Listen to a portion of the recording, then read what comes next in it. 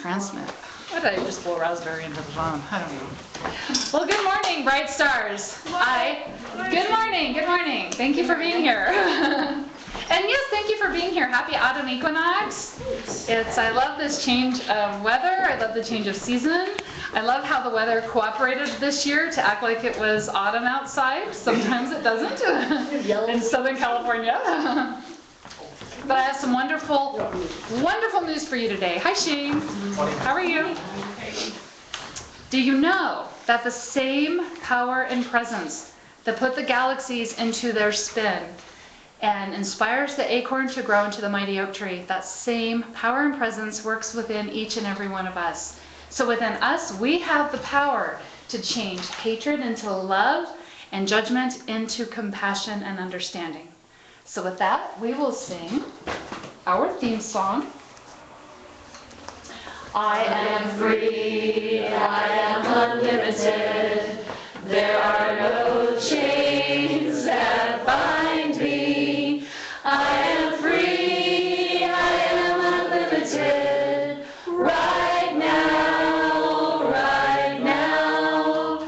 I am free, I am unlimited, there are no chains that bind me. I am free, I am unlimited, right now, right now. And Susan will read our daily word. Okay. We have 2 words for today. Today's daily words are turning point. Today is my turning point, and now is the moment. Every moment brings an opportunity to experience life anew. Every day carries the potential for transformation and growth, for adopting a fresh perspective, making a different choice, or taking a new path. I choose to make today a turning point day. Whether the changes I make are large or small, each one propels my growth. I discover more about myself, how Spirit works in and through me, and how to express my divine nature in meaningful ways. As I connect with Spirit within, I know I am supported in every way. I step out in faith to experience life more fully. I am confident and excited as I venture into new territory and embrace this turning point in my life. From Ecclesiastes 3:1, for everything there is a season, and a time for every matter under heaven. Our affirmation again. Today is my turning point, and now is my moment. Today is my turning point, and now is my moment. And we're doing this morning community announcements. Yes. So I think, Doris, you had one. Yes. There's meditation. I don't think I would do it. We have a friend here in Redlands named Joanne Levine, and she is a Reiki master teacher. And one Sunday a month, right around the full moon, she has a really nice meditation at her house, and it starts at 4 p.m. and it goes for about an hour and a half. During this meditation, she is guiding you in a visualization to clear out the chakras, while she has her Reiki healers walking around the room and giving Reiki healing to people. So you can go there, have a nice meditation, receive some energy healing. It's a really nice experience. If you're interested, Doris, that's how I met Doris actually. She did energy healing on me, and it was such a nice experience. So if you're interested, Doris and I both have Joanne's phone number. We can give you her phone number so you can get directions on up there to get up there. It's not too far, it's just like off of Sunset. Right, Sugar Central Sunset. Yeah. Yes. What is Reiki healing? It's a type of energy healing where you're allowing yourself to open as a divine channel, right? So you're letting this energy work through you. You could call it source energy, God, the universe, but an energy comes through and then just goes to the person, and then it sort of just does whatever is needed for the person. Somebody else turn You don't.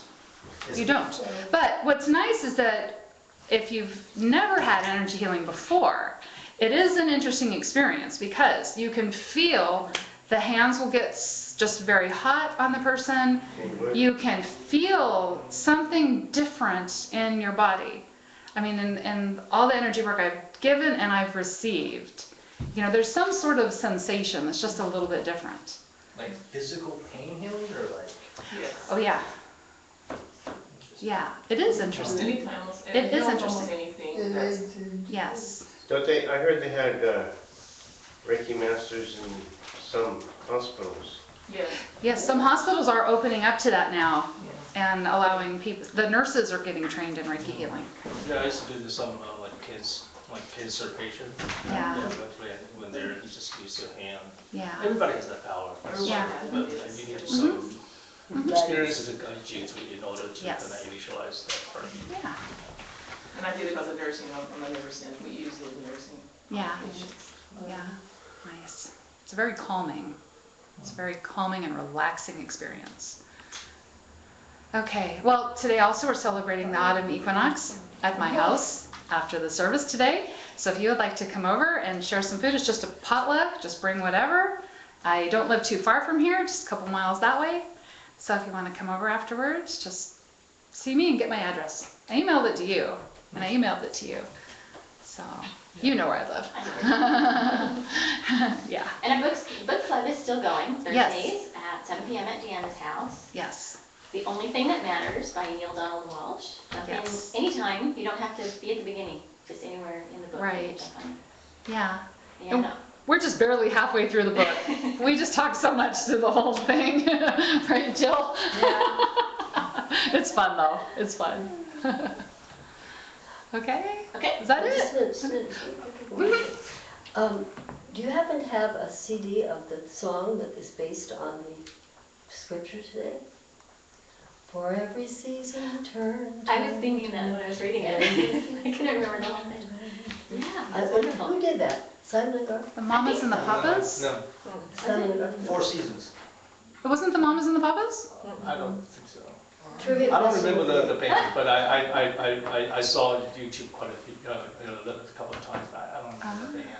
He's still singing. For everything, turn, turn, turn. Right. There is a season, turn, turn, turn. Yeah. And a time for every purpose under heaven. Yeah, I love it. I do too. It's not the birds. I don't know. I guess we could Google it. That's right. But I'm already offline, so I'm not Googling anything. Also, I do want to throw this out there for anybody who's interested. I do too. Starting tomorrow, I'm going to go 30 days sugar-free. And if there's anything that you want to do different for the next 30 days, okay, it's always just a fun experience to do something different. And so even if it's just you want to write a poem a day for 30 days, okay, or learn a new song a day for 30 days, whatever you want to do different. If you want to connect with me, we can kind of, just like talk about it together. It's always funner to do it with a friend. So anything that you want to do for 30 days. I watched a really fun video on TED Talks about doing something different for 30 days. And he talked about going sugar-free. And he said, this is what day 31 looked like. And he showed this giant pile of candy. Like, well, I'm not going to do that. But I've done it before, and I like how it feels. So anyway, just connect with me. Don't probably care as much anymore. Right after 30 days, I didn't feel like having a bunch of sugar. So, yeah. And after the After 30 3 days, it's then easy. yeah, you want the big pile of candy. Yeah. Okay, well, my talk today is based on a book by Georgiana Tree West called The Prosperity's 10 Commandments.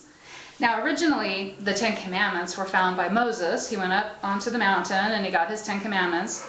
But see, during Moses' time, the people were very unruly and primitive, and their main issue with everyday living was simply survival. And so when survival is what you're looking at every day, your behaviors are going to tend to be different. And so the 10 Commandments were to help bring order to these people of this time, okay? And so not to kill somebody, this was something that they had to be taught that was, okay, well, maybe it would be a good idea not to kill other people, right? Now, Jesus came along some 1,500 years later, some say 2,000 years later, some people say 4,000 years later, Jesus came along. I don't know. I'm not a historian, so I don't know the time frame exactly, but it was a long time afterwards. It was at least a millennia, right? And so in Jesus' time, the Ten Commandments served a different function. People already had the awareness that it was, you should not kill, you should not steal. Okay, so the Ten Commandments were a good reminder. So Jesus came and said, I'm not here to abolish the Ten Commandments. I'm here to fulfill them and give you a new commandment, which is to love each other and to love yourself. Okay, because now people were more civilized. Okay, survival wasn't the issue that it was 2,000 years earlier. Okay, so they were ready to move into a new spiritual realm. Love each other. Okay, love themselves. Right, so he got the Ten Commandments, or he changed that. Now, we are 2,000 years after Christ, right? And the Ten Commandments for us, again, it's like pretty obvious, right? Of course you don't kill. Of course you shouldn't steal. Right? Of course you should honor your parents, right? Loving each other. This is something we also have the awareness of now. We know we should be doing this, and a lot of us practice it, and a lot of us maybe have trouble. Maybe some people have more trouble with it, but it's still out there all the time, right? It's like, well, of course we should love each other. Of course we should love ourselves. Okay, so the Ten Commandments now, they have kind of a new metaphysical spin on them from Georgiana Tree West and the Unity movement. And this is about seeing awareness of God in all things. Okay, that God is everywhere present. And having awareness of God in all things is about trusting we live in a friendly universe. That is a really big thing for us now. Trusting we live in a friendly universe. Trusting we live in a universe that was created for us to express through us. But one thing is, that's an old concept, pantheism. It's not like a new idea, it's just kind of Right. picking up on an old idea. Right. Yeah. Yeah, it Because is. God is in every plant, every grain of sand, everything. Right. Everywhere. Yeah. Well, that's what I Everywhere. heard in the Course in Miracles that was read today. Yeah. Okay, so as I go through this, I'm going to read the original commandment, and then I'll tell you the new metaphysical commandment, prosperity's commandment. The first commandment, you shall have no other gods before me. Prosperity's commandment says, you shall look to no other source but God for your supply. So this is the awareness that God is in all things. Everything we need comes from God. Now, I've had people who wanted to say, well, yeah, but I need this, such and such, and God didn't just like pop the money into my hands to get it, right? Okay, God works through us, for us. When we need something, we allow ourselves to remember to have the awareness that God works through us. God inspires us. Okay, it is the inspiration that guides us, right? Yes, we're not sparrows, right? Like Jesus said, even the sparrows, even the least among you are taken care of. Okay, but see, we're given something different as human beings, as spiritual beings in a human body having a human experience. We're given the gift of inspiration, and the inspiration is what guides us to do the next best thing. Because God does for us what God does through us. Okay? God works through us. God is never, ever, ever not in our life. God's everywhere present. So where does that mean God's not? Right? God's not nowhere. God's everywhere. God's everywhere. There's too many negatives in that last sentence. In the book of Psalms 139, it says, whither shall I go from thy spirit, or whither shall I flee from thy presence? If I ascend into heaven, thou art there. If I descend into Sheol, thou art there also. Into what? Sheol. Hell. They believe that was their version of the underworld. Oh, Okay, so this presence is everywhere. We cannot get away from it. No matter what we do, we cannot get away from it. And we can block our awareness of it, but we cannot get away from it. So what we're learning then from this is to have faith in the presence that works through us. Have faith in it. Christ said in the book of Mark, if you can believe, everything is possible to him who believes. And all we have to do is just believe that that presence works through us. We've all had the experience of having a brilliant idea and then acting on it and it brought us enthusiasm and joyfulness. That's how God works through us. Okay, God's not yelling at us to do stuff and giving us all these guarantees and promises, right? Do this, this, and this, and then, right? No, God is the inspiration that's working through us. And then when we feel happy and enthusiastic and we're following that inspiration, that's the expression of God moving through us. Now, if we lack faith that God can do all this for us, we block that awareness and we block God's presence working through us. So we just want to remember everything is possible to he who believes, to us who believe. When we believe, we have the awareness. Christ also said, anything you pray for and ask, believe that you will receive it. Believe, and it will be done for you. It will be done for you. So that's how we start building our faith. We ask for something. We can just do it as an experiment. We just ask for something. And then believe that we're going to receive it. Okay, just believe it. I think I told you my Amazon story last week, right? I ordered a book from Amazon, and I knew I was getting the book, and I did get the book. I didn't doubt it after I ordered it. I didn't order it again, right? It's like I ordered it, it's coming. I'm not sure when it's going to get here, but I'm getting this book because I've never, ever, ever, ever, ever had an issue with Amazon.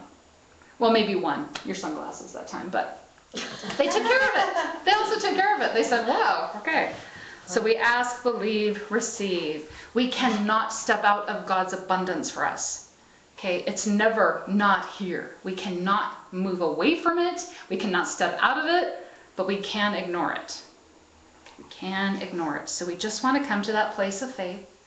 We can look to nature. Everything in nature works with zero effort. Trees grow. They don't say, oh, how am I going to do this? Going from an acorn to an oak tree, that's huge. That's gigantic. That's going to take me years. Maybe I should try something different. A tomato. A bean sprout. I could do that really quick. I could do that in like 3 days. Right? Okay, no. They just do it. They do it. They have the patience. I don't know that I don't know that an acorn has patience. An acorn is just an acorn, and it just does what it does. It does what it does. So when we're believing, we're having faith, we're trusting that the universe is a friendly place, and we're trusting that that same energy that works through the acorn is also working through us. The same energy that put the planets into their rotation is also working through us. We're just a different expression. That's all. We're just a different expression. So we just want to trust in source. Okay, just open ourselves up to having the awareness. Ask for little things, right? I believe that the universe sees everything as the same. Okay, to ask for a cup of coffee is no different than asking for a new vehicle to come into your experience, right? But we tend to see things as having different value and seeing things as easier or harder. Okay, so we could do something small. We could ask for something small. Okay, for an out-of-print book to make its way to us. How could that happen? And then see how you're inspired to find it. Okay, maybe you have the inspiration to go shopping with a friend at some weird used bookstore out in Riverside. They have a lot of really interesting used bookstores out there. Okay, ask, believe it. Just believe it and then let yourself receive, right? Try it as an experiment. Try it as an I found experiment. it's easier if you ask for things you have no emotional attachment to. Then they seem to come to you much easier. Yeah, It's when you have an emotional attachment, at least for me personally, right. that you constantly persistent on wanting, Yes. wanting, and you lose your impatience and Right. you lose your faith. Right. I love that. I used to have somebody say, oh, I always ask for parking places. I always get a great parking space. And I thought, well, I don't care if I get a great parking space because I don't mind walking. Right? I really don't mind walking. But there is this one area in Barnes & Noble where I love to park, and it's along the side on the east part of where Barnes & Noble is. And so I'm like, I just love to park there. It would be fun to have a parking space there. And that's usually where I park. Last night my husband and I stopped by there. He's like, you want to just pop in there for a minute? I'm like, oh yeah, let's do it. So he's parking and he sees a parking place there, but it's kind of far. But he's like, well, do you mind if we park here? And I'm like, no, I love when we park here. And I love when you park places I love to park. But yeah, I don't have an attachment either to the parking place issue. So you're right. So the Yeah. trick is to learn to attract things and lose the attachment to them. Yes. Yes. And we can practice by asking for things. If we don't get it, that's okay too. right? If we don't get it, that's okay. You think of prayer in, What? I like to think of prayers as affirmations. Yes, absolutely. I mean, I'm speaking to myself, to energize myself to make it happen. Right. So we practice having awareness that God is in all things. And then we just trust it, even if it takes a while to get to us, right? Trust it. So the second commandment says, you shall not make idols or worship idols. Prosperity's second commandment says, you shall make no mental images of lack. No mental images of lack and limitation. Idols were considered false god, right? They still are. They're false gods. Okay? So, making a mental image of lack is making a false idea. And it's buying into it. We're worshiping the idea of lack if we buy into it. Now, Jesus said he came to this world not just so we'd have life, but so we would have it abundantly. Abundantly. Abundance is a lot. Abundance is plenty of everything that we need. I see abundance as plenty of health, wealth, love, and happiness. Abundance is not just financial security. Abundance is all the good things. Doing fun things with your friends, having free time. I see abundance as being organized, because being organized helps me to feel better, to have more enthusiasm.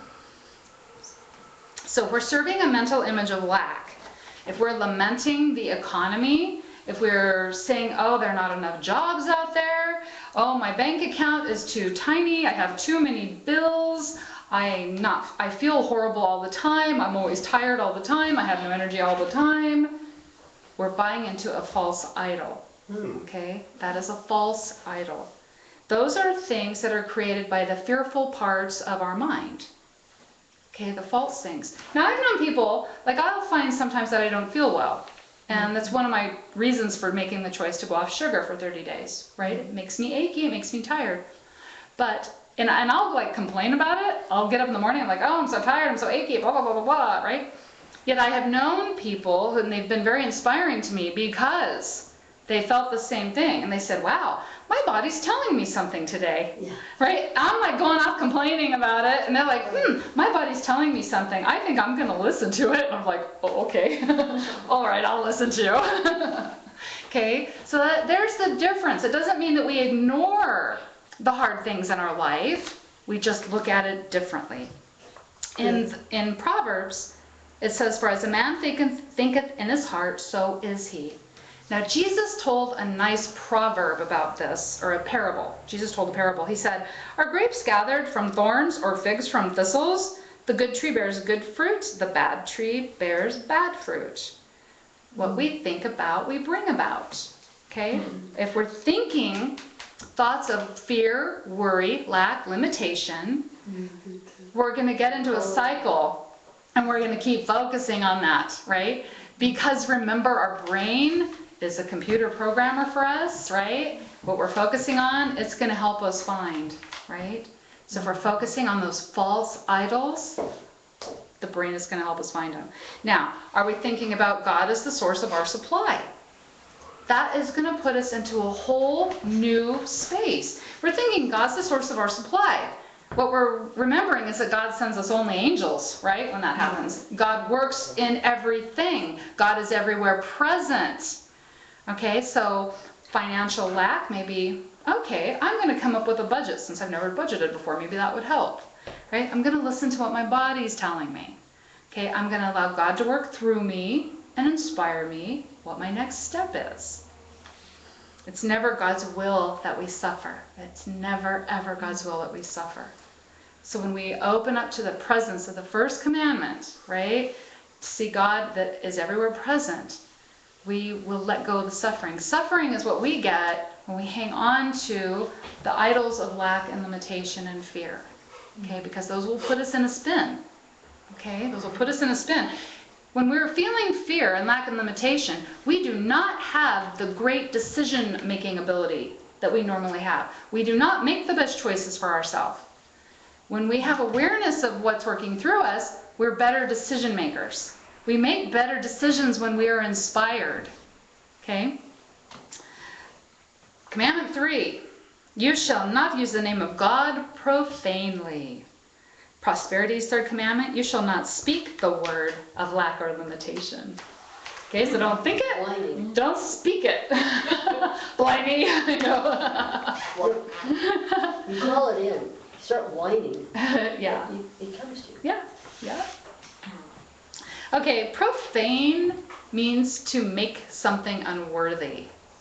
And if we're speaking lack or limitation, we're not seeing our own worthiness. We're not seeing what it is that works through us. When Moses went up to the mountain before he went to Egypt to free the Hebrews, he met the burning bush. And this was God appearing in pure spirit form, as pure being. And when Moses said, well, what do I tell everybody who sent me?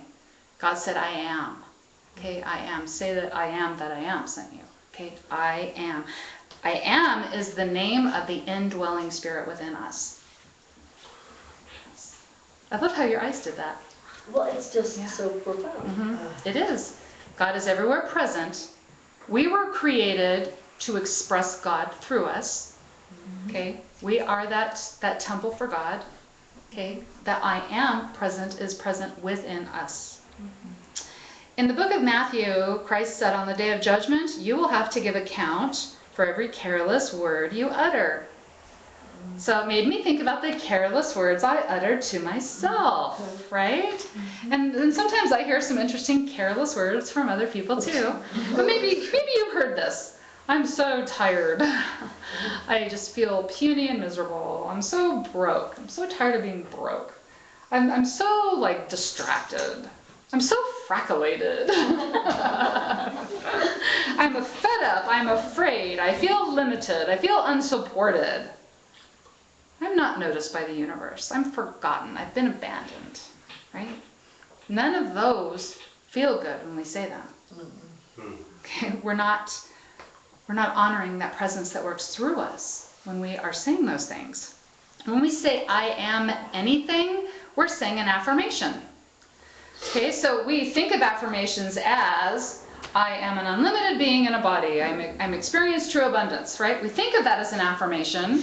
But if we say I'm tired and I'm sick of this, I'm fed up with these people at work, that's also affirmation. That's an affirmation. An affirmation is a statement of truth as we see it.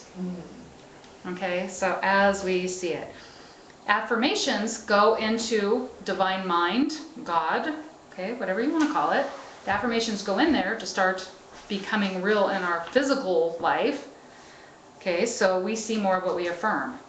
That is why someone can say about a restaurant, okay, I know somebody who says this about Kukas. They always get my order wrong every single time. They never, ever, ever get my order right. Okay? I never had that experience. I think maybe in the 16 years we've been enjoying Kukas, yeah, there have been a time here and there that we got the different burrito or somebody else's dinner. But when I talk about Kukas, that's not what I focus on, right? I'm not saying, oh, they always mess up all my orders. And yet there are people, and that's their experience. Every time they go to Kukas, they have an unusual amount of mistakes in their order. And I just find that very interesting, because I don't have that experience, right? They should go to Cafe Rio. That never happens to anybody there. In the book of Matthew, Christ says, by your word you will be justified, and by your word you will be condemned.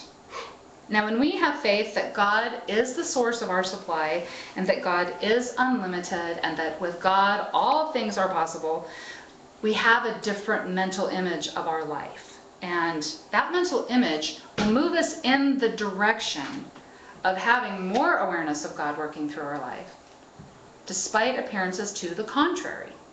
Okay, so even if there's some financial issue, or even if there is a health issue, or even if there are relationship issues, when we have the awareness that God is working through every part of our life, our situation will start to look and feel differently to us. And I have experienced this in my own relationships, in my own health, right? Because I decided I have to change my focus, and I have to start trusting how God is working through all things, including people that drive me crazy. Right? If we're holding a mental image of lack that does not feel good, that is when our words condemn us, okay?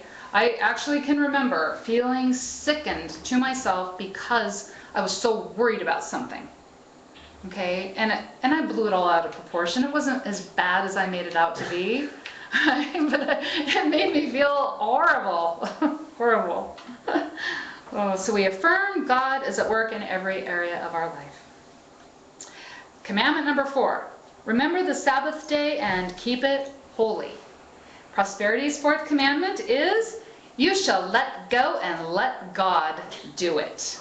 Let go and let God. This is because the Sabbath day is a day of rest, right? Our life is a cycle of activity. We have activity, we have rest. We have activity, we have rest.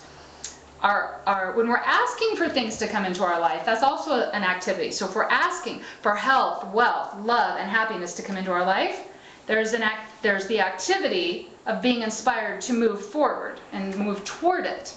But then there may be a cycle that we go through where we're not getting inspiration.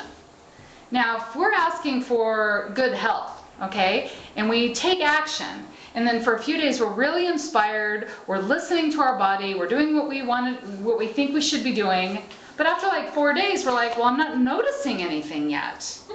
Okay? Well, sometimes it can take longer than 4 days to feel a difference, right?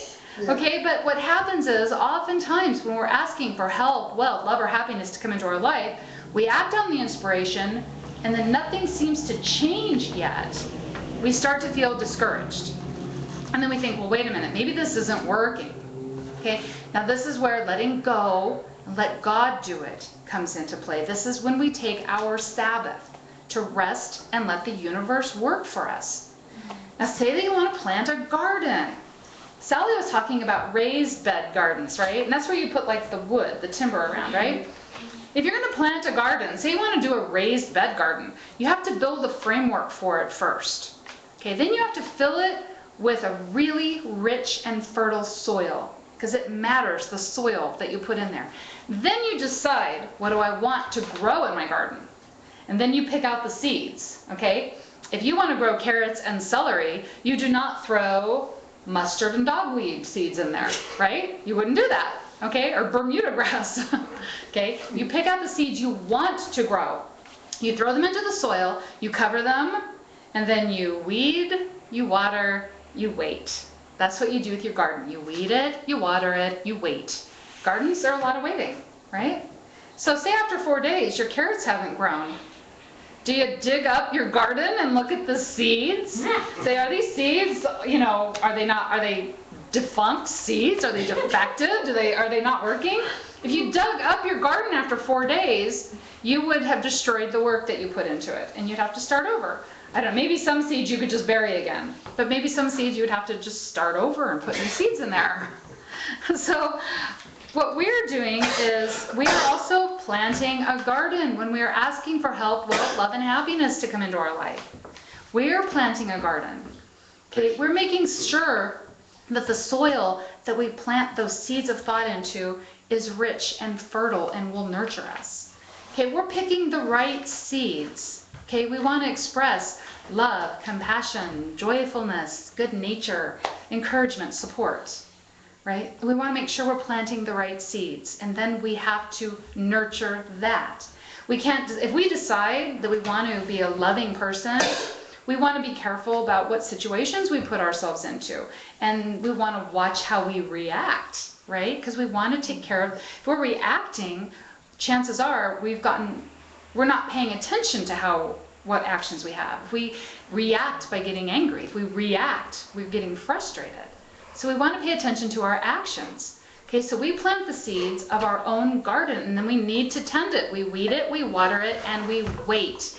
And that's when we just take time, and we let go and let God. Okay, we let go and let God. And just nurture the garden while we're waiting. The 5th commandment, honor your father and mother. Prosperity's 5th commandment, you shall deal honorably with God and with all human instruments through whom God's good is manifested for you. God's good comes through lots of people in our life that we may not even have awareness of sometimes. If you dropped your dry cleaning off somewhere, okay, and you picked up your shirt or your skirt or your blouse, whatever, and it's all clean, somebody did that for you, right? So we have thankfulness for those people. We appreciate all the people that maybe even we're not sure who did what for us, right? Somebody who prepared a meal for us at Kuka's that we won't ever get to see them, right? Okay, we have awareness and we have thankfulness. We are all spiritual beings having a human experience, and God is working through every single person. We're honoring the presence of God in every single person when we show appreciation for that. Okay, the 6th commandment. Thou shalt not kill. Prosperity's 6th commandment. You shall not take your wealth out of circulation. Okay? And wealth is also health, wealth, love, and happiness, right? It's that true abundance that is within us, okay? We don't want to take that out of circulation. If we take something out of circulation stops, things get stagnant, right? I think about the difference between the rushing water in a river and the water in a pond or a lake. Adam went camping a few weeks ago, and the lake was kind of dirty, right? Kind of mucky, because the water is not moving like it is in a river. Okay, now when we take God's gifts that are working through us out of circulation, we stop, we pull back, we do the same thing. We start to stagnate. Love, kindness, compassion, all of that needs to be circulating constantly. Okay, what we need for ourselves, we give it. There's a saying that love begets love, right? So we give what we need. Okay, if we need compassion, we give compassion, because when we give something, it works through us, so we're feeling it. We give love, we're feeling love. We give kindness, we're feeling kindness. Now, if we've thought unkind thoughts about people, we know that doesn't feel good, right? That feels terrible, really, to be real angry with somebody or feeling unkind thoughts toward them. That feels horrible in our body. And our body is a wonderful barometer for us when God is working through us freely and expressing. We feel good. We feel inspired. That's when we feel joyfulness and enthusiasm. Okay, but when we are not doing that, we feel stuck, we feel angry. So we do not want to take that out of circulation. Okay, giving frees us up. When we give, we receive. We give, we receive. Constantly goes in a big circle for us because it's circulating. Commandment number 7, you shall not commit adultery. The Prosperities commandment is you shall not abase your wealth to idle or evil uses. Now this commandment has to do with purity. If somebody is in a partnership with another person and an adulterous event happens, the partnership that was once, based on love, it's been tainted. There's been an impure element added to that. Now, as God's gifts are working through us, as that true abundance is working through us, when we're not using it for our highest good, or for the highest good of those around us, we've tainted that also. In the book of 1 Corinthians, Paul says, do you not know that you are God's temple and that God's Spirit dwells in you? God's temple is holy, and you are that temple. You are that temple. We are channels for God to express through. God brings good into this world by working through each and every one of us. Okay, if somebody feels they need to manipulate somebody else to get what they want, they've tainted that beautiful energy. They're not honoring the Spirit that works through them, right? So if we abase our wealth, we're defiling our mind with thoughts of fear, lack, and limitation. Remember, we're growing a garden. We're growing a garden. We want only those thoughts that honor who we really are, that honor that Spirit that's working through each of us, right? That's what we want to stay focused on. Commandment number 8, you shall not steal. Prosperity's 8th commandment is you shall not seek something for nothing. Stealing is taking something that doesn't belong to us. It's trying to get something for nothing. Now there is a law called divine compensation. Marianne Williamson wrote a book called The Law of Divine Compensation. Actually, it's a wonderful book. Okay, but it is, divine compensation is about giving and receiving. Exactly what we give, we get the vibrational match back. Okay, so being able to give freely has to do with our trusting what works through us, trusting that God is everywhere present. So if we're not getting what we want out of life, we want to look at what we are giving to life. Okay, what are we putting into life? Now sometimes we withhold something, and we're withholding, whether it's love, compassion, encouragement, we're withholding because we're afraid. That's the only reason we withhold, is out of fear. And if we have that fear, we're not trusting what it is that works through us. And that's all. We just want to remember then that God is the source of our supply. We're not going to lose anything if we let ourselves be loving to somebody else. Okay, we're not going to lose anything if we decide to trust somebody and then maybe they do something that we weren't expecting, right? Because we trust what works through us, and we trust that we can still move through any situation. Commandment number 9, you shall not bear false witness against your neighbor. Prosperity's commandment is you shall not bear false witness against the source of your wealth. And remember, that's true abundance. It's health, wealth, love, and happiness. Okay, we have this source that works through us that moves all good things through us so that we can experience it in our life.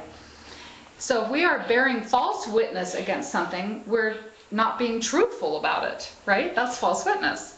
So if we are exaggerating, if we're insinuating, that's bearing false witness. Also though, if we buy into somebody else or ourselves having poor health or poor financial issues, being lonely, being lost, we're bearing false witness because we're not recognizing what it is that works through them or through us. Now we can acknowledge it, right? I'm not saying ignore it. If somebody's sick, we don't just say, oh, you're not sick, you're fine, right? No, we acknowledge it. Okay, we can say, yes, there's something going on, but what I remember is God works through you. Okay, God works through every person, every situation. Okay, and so if we think something is terrible and there's a horrible problem, right? We've just forgotten to trust that God can work through every situation, right? So we don't want to bear false witness by saying that something is awful and terrible. Commandment number 10. You shall not, and actually in the Bible this is a long commandment. It has a big list of stuff. I really shortened it. You shall not covet your neighbor's house, wife, or anything else that could be in that house or farm or whatever, okay? Prosperity's 10th commandment is, you shall not limit yourself by coveting that which is another's. You shall claim your own. Claim your own. Coveting something is when we want it for ourselves and we don't want somebody else to have it, right? So we see somebody who's real successful and we're like, man, I want the success and I want them to like not be successful, right? Because I want to be the successful person. That's coveting. That's coveting. Covetousness is failing to see God as the source of our supply. And covetousness is like the start of bad behaviors, right? When we're coveting things, that's lack, limitation, fear controlling us. And so we start making decisions that are not for our highest good or the highest good around us. And when we have faith in God, we have faith in how that abundance works through us. And when we see other people as successful, we see that as evidence of God's abundance. Right? My favorite quote that I say almost every Sunday, if it's been done, it can be done. Eric Butterworth said that. If it has been done, it can be done. If somebody else is in a beautiful relationship, it's been done. We can have a beautiful relationship. If somebody else has succeeded in living their dream, well, that's success in living their dream. It's been done. That means other people can do it too. Because the same force that works through them also works through us, right? We're just different expressions of the same source. So if it's been done, it can be done. We just have to claim it. Claim it. Now, in Egyptian mythology, there's the story of the phoenix, and when it gets tired of its existence, like after 500 years or something, it turns its nest into a funeral pyre and it goes up in flames and ashes and is reborn, right? It gets tired of its situation, and so it lets itself be reborn. And we have the ability to do that also just by changing our thoughts. In fact, the term to be born again actually means to change your way of thinking. Right? So if you're born again, it means you've changed your way of thinking. Right? To have a higher, brighter thought, so you're living the brightest life possible. Sometimes we chain ourselves to all the disasters that have happened in our life, right? And so maybe we'll have fear, lack, and limitation because of previous disasters or terrible events. We focus on that. We think that because that's how it was back then, that's how it has to be now. Okay, but we can change our way of thinking. Okay, it's there.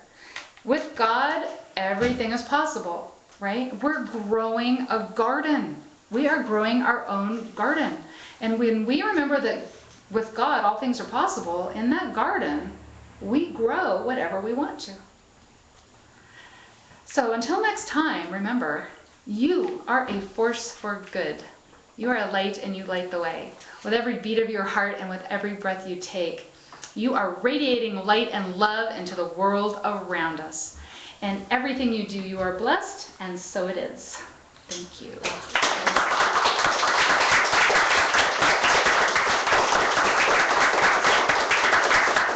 Scott, do you see a white box behind you? Could you reach that and pass it forward? Yes, Shane.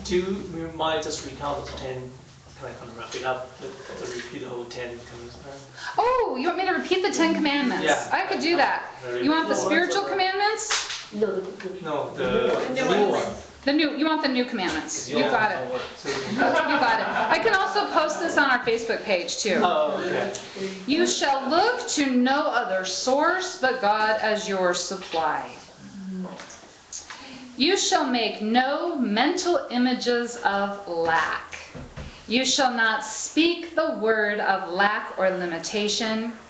You shall let go and let God do it.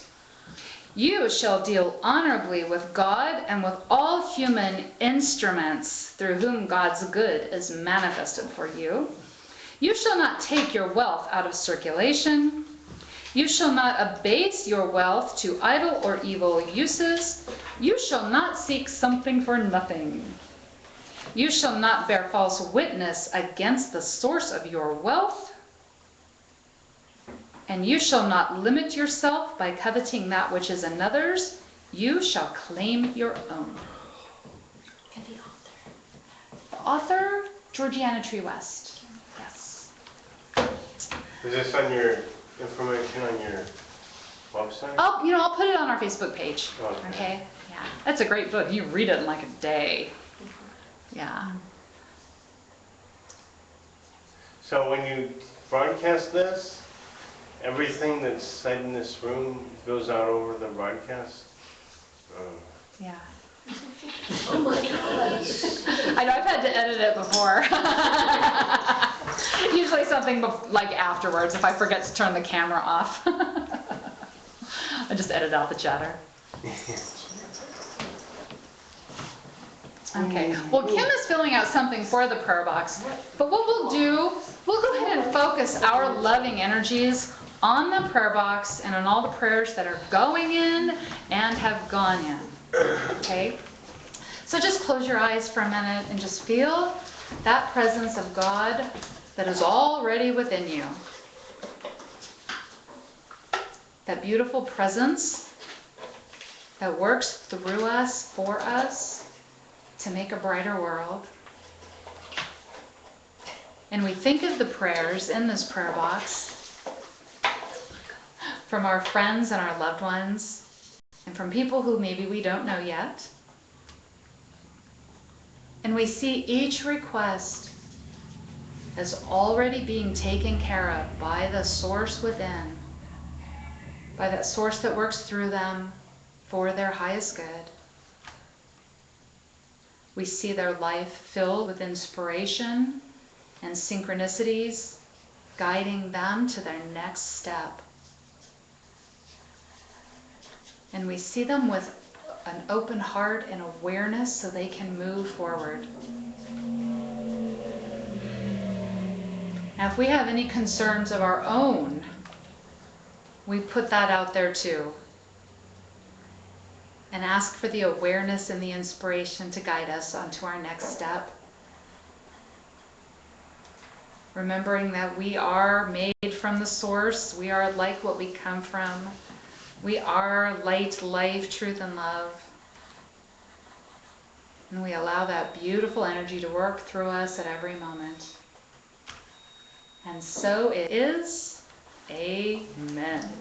Amen.